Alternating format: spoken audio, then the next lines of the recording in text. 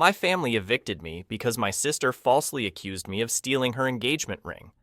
3 years later, they found it in the garbage disposal.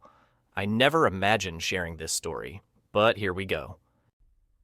I'm Elliot, 26 years old, and 3 years ago, my life was turned upside down by a false accusation from my older sister Gemma, 29. I grew up in a small Ohio town with my parents, John, 55, and Lisa, 53, and Gemma. We lived in a modest 2-story house my parents bought when they first married. It wasn't fancy, but it was home. My father was a high school math teacher, and my mother a nurse at the local hospital. They weren't rich, but they provided everything we needed. Growing up, Gemma and I were very close.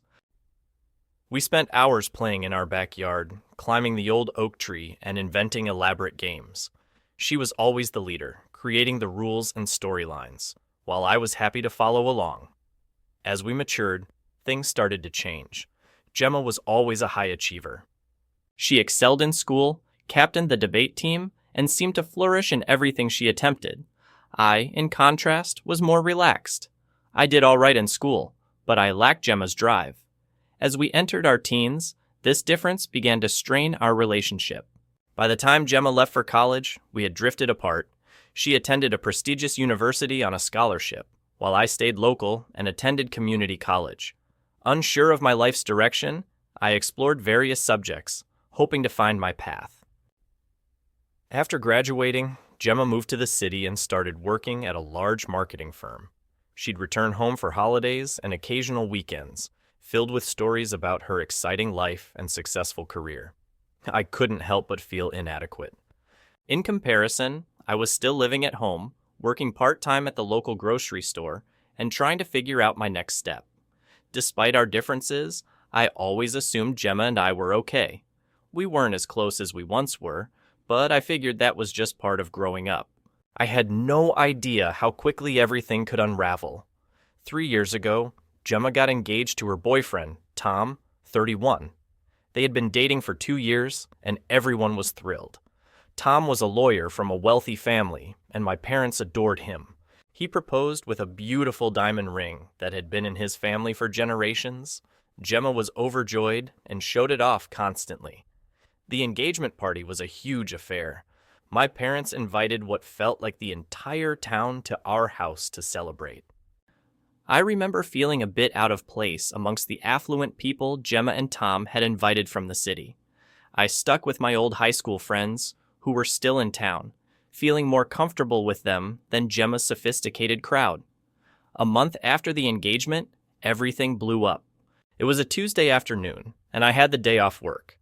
I was in my room playing video games, enjoying the quiet house.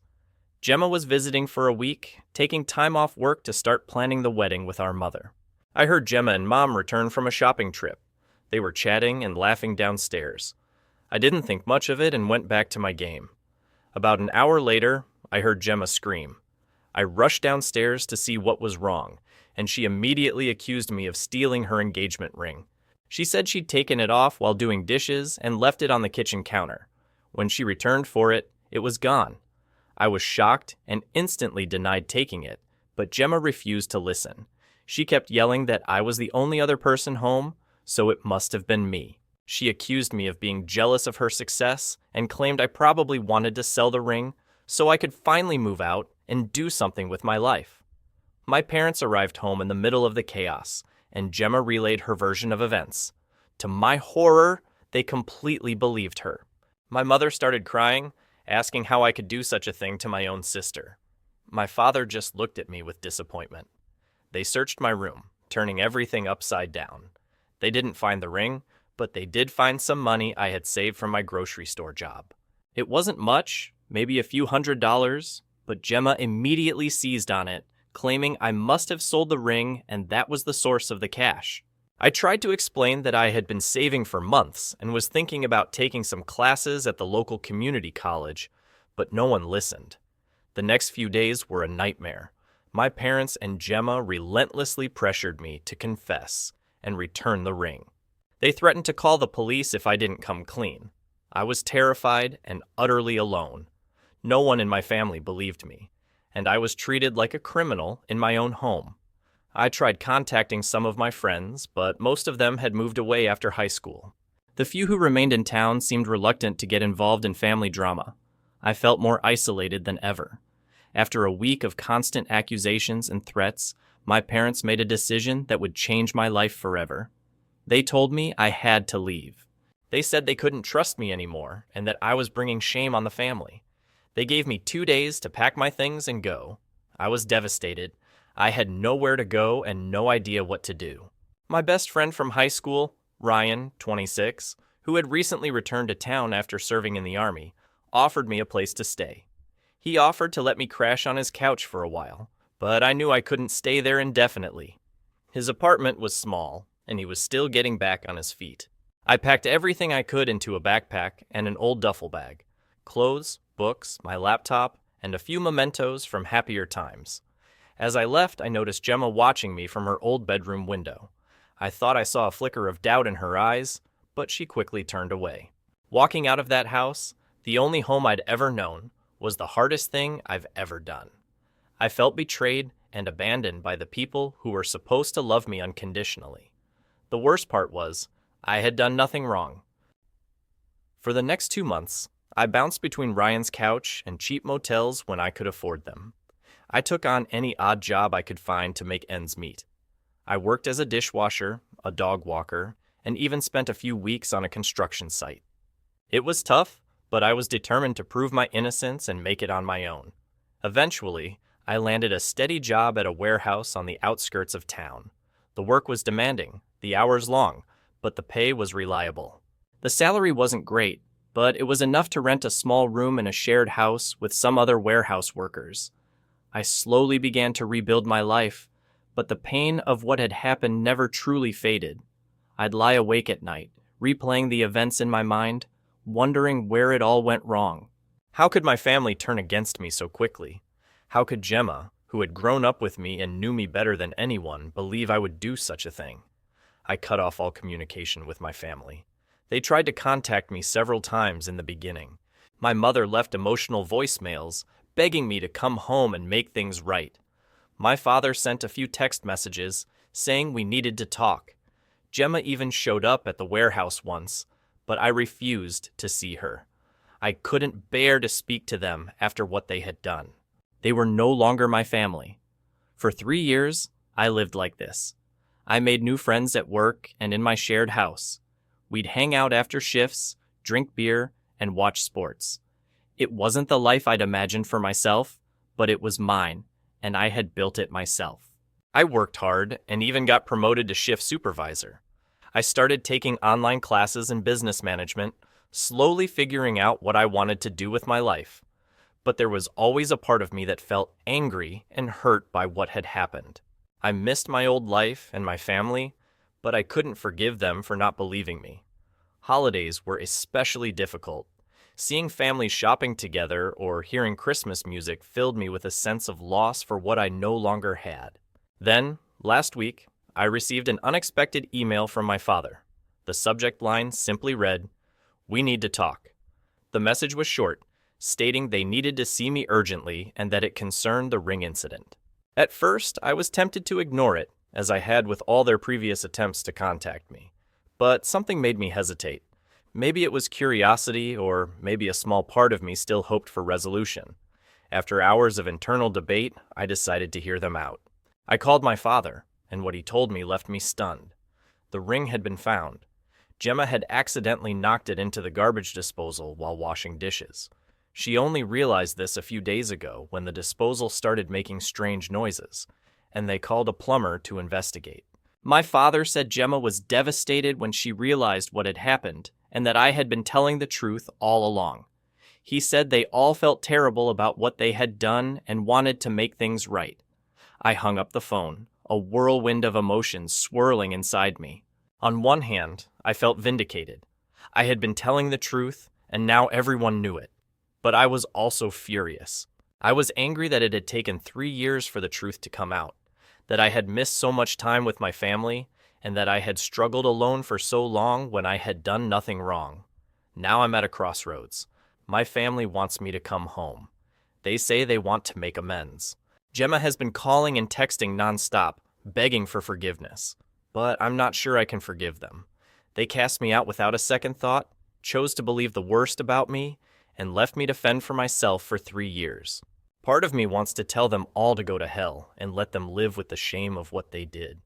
But another part of me misses my old life and wonders if there's a way to rebuild what we've lost. I don't know what to do. Should I give them a chance to make amends, or should I continue living the life I've built for myself without them? I'm torn and would appreciate some outside perspective on this whole situation. Update 1. It's been a week since my last post, and a lot has happened. I want to thank everyone for their advice and support. It really helped me process my emotions and figure out what to do. After much deliberation, I decided to meet with my family. I felt I owed it to myself to confront them and get some closure, even if I wasn't sure about reconciliation. We agreed to meet at a neutral location, a small coffee shop in the next town over.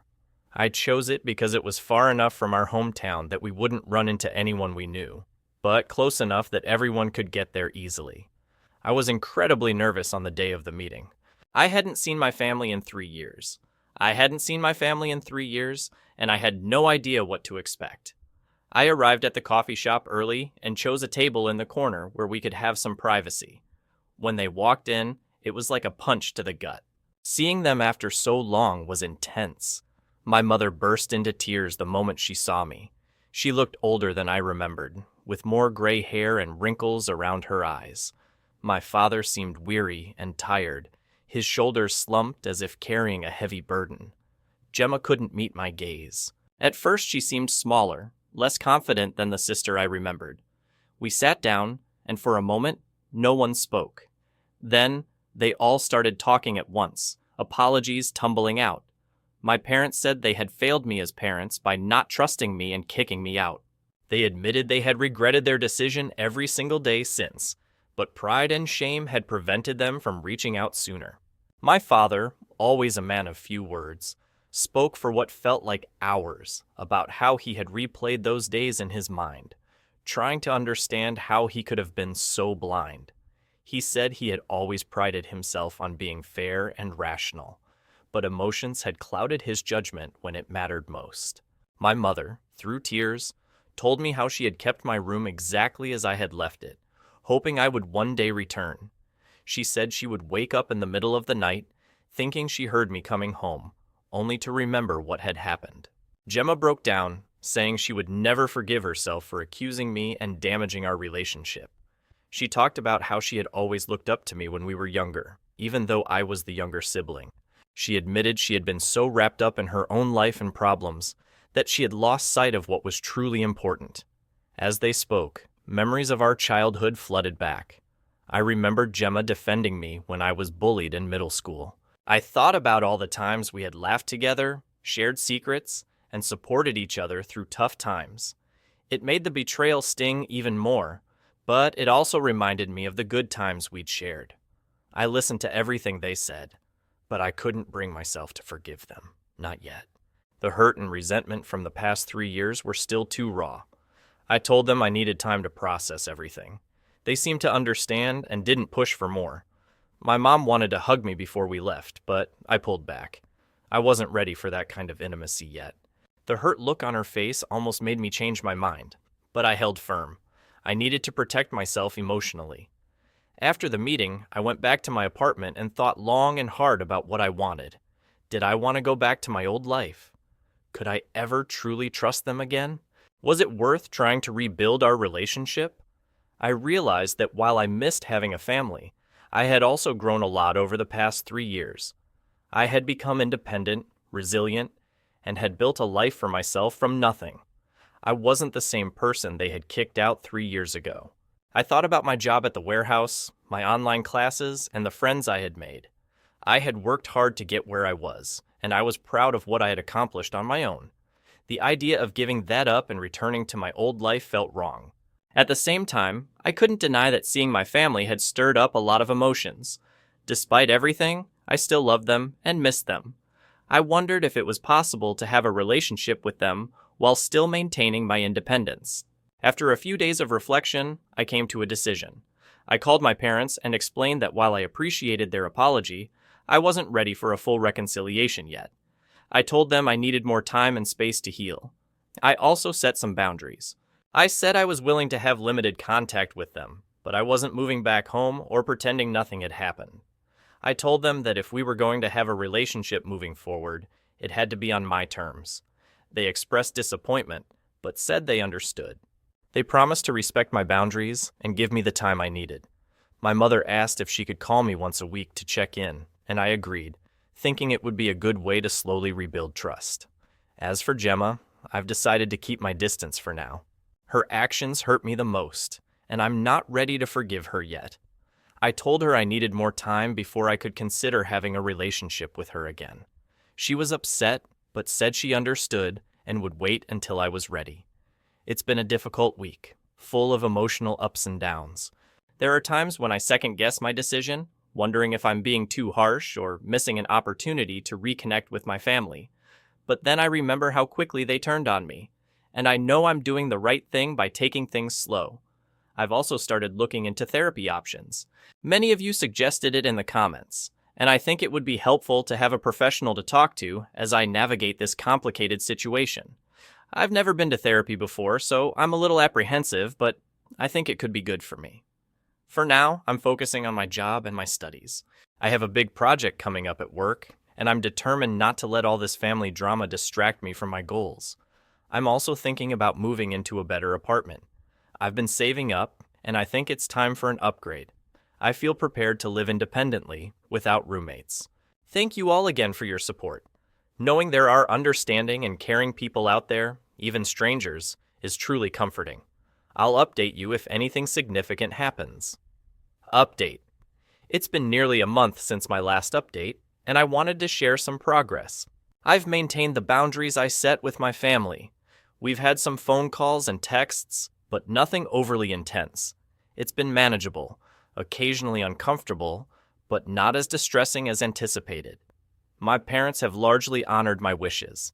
They check in occasionally, but don't push for more than I'm willing to give. I sense they're making an effort to rebuild trust, although it's a gradual process. As promised, my mother calls weekly. These calls were initially strained, filled with long silences, but they're becoming easier.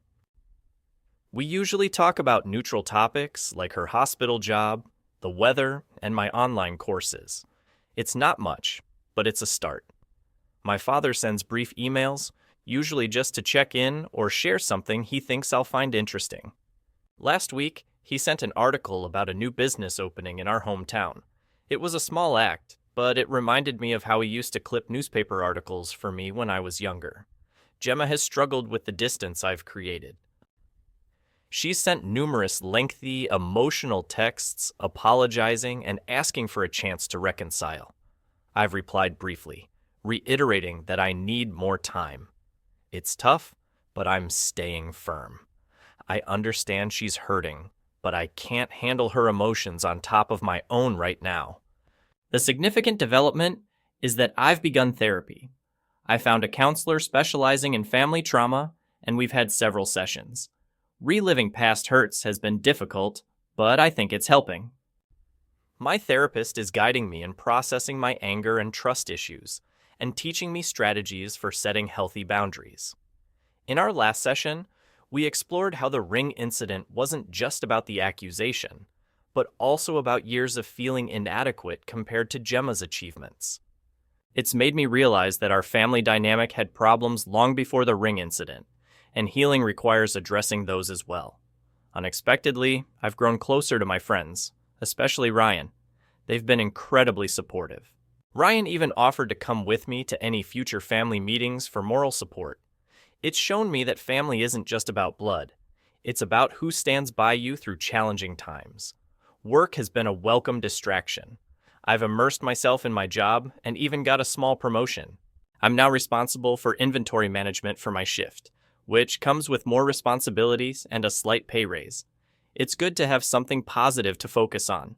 Regarding my living situation, I've decided to stay put for now. It's not ideal, but it's my own space and represents the independence I've worked hard to achieve. My parents offered to help me find a better place, but I declined.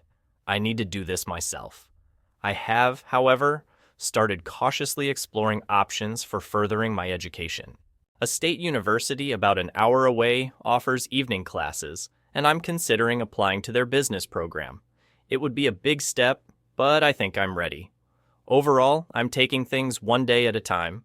Some days are tougher than others. There are moments when I miss the easy connection we once had as a family, but then I remember how quickly they turned on me, and I realize I can't force this process. My therapist says it's healthy to have conflicting emotions. She encourages me to be patient with myself and not feel pressured to forgive before I'm ready. We're developing coping mechanisms for upcoming family gatherings and holidays, which are causing me more anxiety than I'd like to admit. For now, I'm concentrating on healing and building a life I can be proud of, with or without my family. It's not simple, but I'm hopeful about the future. I'm learning that it's okay to prioritize myself, and that setting boundaries doesn't make me a bad person. Thank you for your ongoing support. Your comments and messages have given me strength during this time. Knowing I'm not alone in navigating family challenges like these is a great comfort. Update 3. It's been 6 months since my initial post, so I thought I'd provide a final update. Much has transpired over these past few months. The most significant news is that I've chosen to relocate for a new job opportunity. It's a substantial career advancement, and I'm excited about the prospects. The position is with a logistics company, and the work is similar to what I did at the warehouse, but on a much larger scale. It's a management role, something I've been working towards. The salary is significantly higher than what I was earning before, and it includes benefits like health insurance and a 401k. Before making this decision, I had an extensive discussion with my therapist. We explored how relocating would impact my healing process and my relationship with my family. Ultimately, we agreed that this move could be beneficial. This move represents a chance for me to become fully independent and define myself outside of the family drama. I told my parents about the relocation last week. They were surprised and disappointed, but expressed understanding. My mother cried, saying she'd hoped we'd have more time to mend our relationship before I left. My father was more reserved, but I could tell he was also upset.